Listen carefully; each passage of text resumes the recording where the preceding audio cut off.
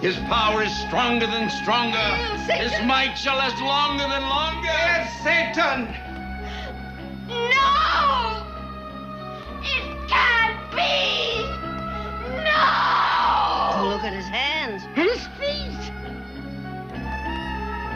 Oh, God! God is dead! Hail Satan! Satan lives! The year is won!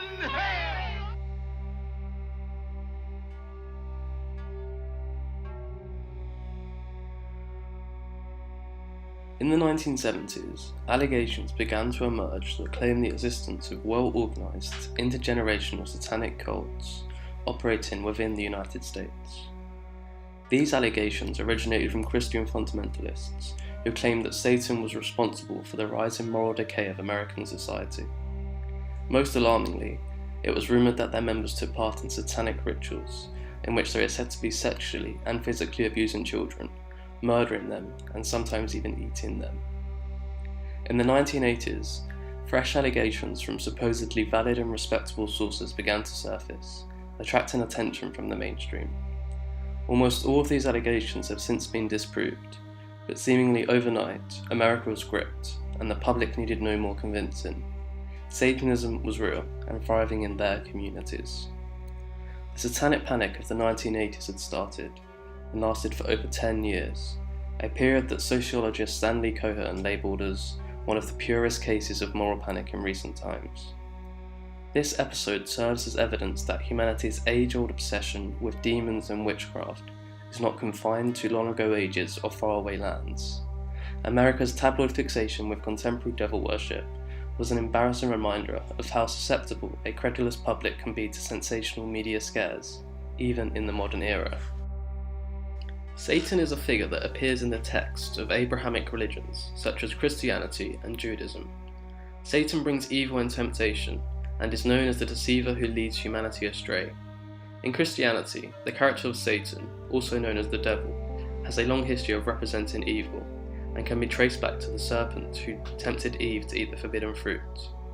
Throughout the ages, many transgressive and hideous crimes were said to be the work of devil worshippers. Although the practice of Satanism has a loose definition, it can be split into two main beliefs: theistic and atheistic. Theistic Satanism is the belief that Satan is a real supernatural being that individuals may contact and worship. Those who follow theistic Satanism may believe in magic and the magical power of satanic ritual. Contrary to this, atheistic Satanism believes that Satan is a symbol of individualism rather than a real being. This type of Satanism was founded by Anton LaVey in 1966, and according to the Satanic Bible, is based on concepts of egoism, self-deification, and self-preservation. LaVey and his followers see Satan in a positive light, representing pride, liberty, and enlightenment. We Satanists, but we also feel that a person has to be good to themselves before they can be good to other people. So we feel the greatest sin of all is self-deceit.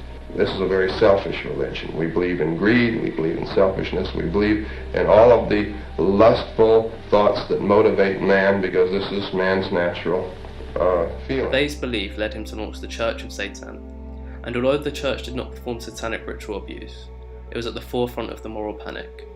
The public saw the church and its followers as solid proof that devil worship exists.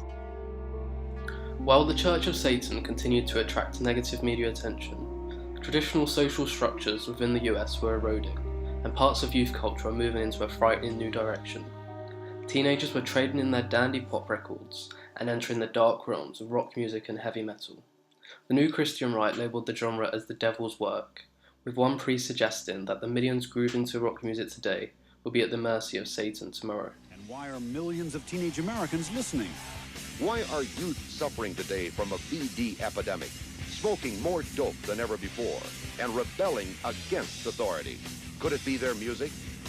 There are over 12 million teenagers and younger children who are now involved in the occult in one way or another. It shows everything that is gruesome, grotesque, including some decapitation occult ritual. You have to give a blood sacrifice to Satan. In 1980, the release of Michelle Remembers, a book by Michelle Smith and Lawrence Pazder, changed everything. The book offered a supposedly true account of a young girl's torture at the hands of a secret satanic cult, linked closely to the Church of Satan. Pazder was originally treating Smith for depression, but during one session, Smith screamed for 25 minutes non-stop, and eventually started speaking in the voice of a 5-year-old, beginning to recall her alleged torture. Over a period of a year, Pazder spent 600 hours using hypnosis to help Smith recover her alleged memories of satanic ritual abuse. Although the book has since been discredited, it had a huge impact on Satanic Panic at the time, kickstarting a whole series of allegations and confirming to the public what they worst feared. Shortly after its release, Smith and Pazder were even invited to the Vatican to alert the church about their findings. Following the publication of Michelle Remembers, allegations of satanic ritual abuse of children in nurseries and daycare centres began to emerge, with the first case beginning in 1983 at the McMartin Preschool in California. A mother reported to the police that her son had been sexually assaulted by a male member of staff in a particularly sadistic manner.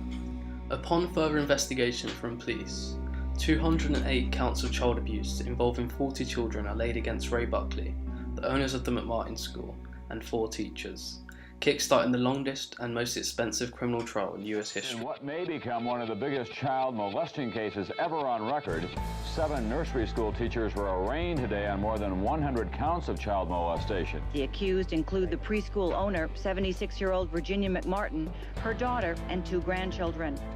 Finding out just what happened to the McMartin preschoolers in Manhattan Beach, California would spark a national media obsession. A case which has shocked much of Southern California and caused a lot of parents to worry about the safety of their children. Setting off a panic around the country. In alarming numbers, preschoolers have been exploited. Could it be your child?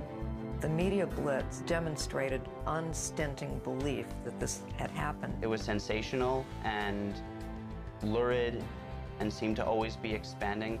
1,400 children in this community have been ritualistically abused. After years of deliberation, all of the accused were found not guilty, and the trial had been an unprecedented disaster.